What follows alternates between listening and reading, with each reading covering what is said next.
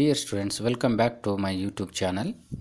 In this video, we are going to learn the summary of the poem On His Blindness written by John Milton. Apart from my first video, we all know that when our John Milton lost his eyesight, in his fearfulness and doubtedness,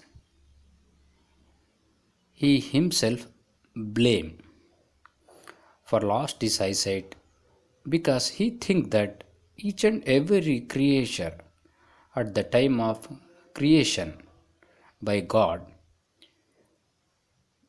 grant them a talent. That talent must be utilized in service of God. He think in that way. Due to his loss of his eyesight, he unable to fulfill that task. So he feel anguish and also dejection. It explained in this poem very fantastically. Okay, let us we move on to the first line. When I consider how my light is spent, here I and my me, it means John Milton himself. He addresses to the readers at the same time to God. When I consider how my light means eyesight is spent, he lost forever. His eyesight is no more. He unable to see the surroundings. In the second line, here of my days in this dark world and wide. Here of my days means, here days means not in the exact meaning of day itself. Days means half of his lifespan. You know that he was already 43 age. He already at the age of 43.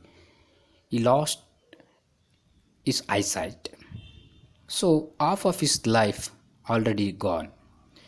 In this dark world and wide, because he says this world is dark and wide. Why? Because he unable to see the world. He looks everywhere. It seems to be a dark and as well as wide. In the next line, it tells us, and that one talent which is death to hide. He himself consider God grant for every creature's a hidden talent that must be utilized by each and every creature in the service of God. And that talent which is now useless, which is death to hide. He cannot express his talent in service of God. It's almost like hide. In the next line, he tells us, lodged with me useless.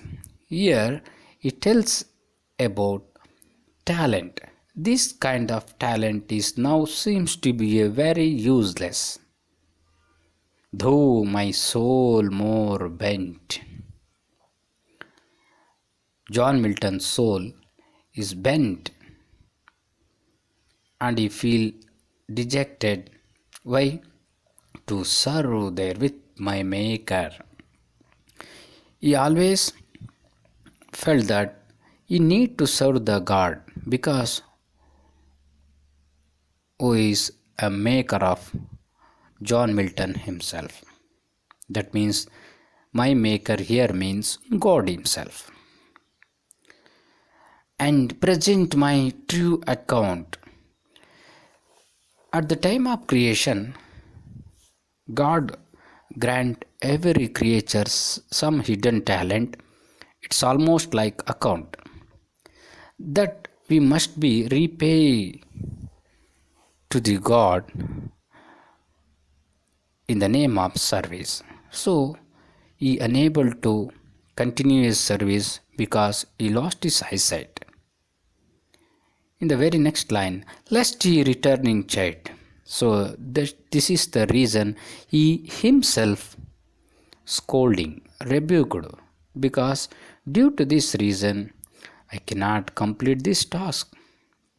He himself think that, and suddenly pose a questions. Doth God exact day labor light denied? This means, does God demand labor from these creatures? Due to loss of his eyesight, he cannot fulfill that task. He suddenly asks questions to himself. Does really God demand the day labor? And suddenly, in the very next line, come to conclusion. I fondly ask, but patience. Here, fondly means foolishly. He asked this above question foolishly, and he felt patiently. To prevent that murmur, at that same time, someone murmurs to him,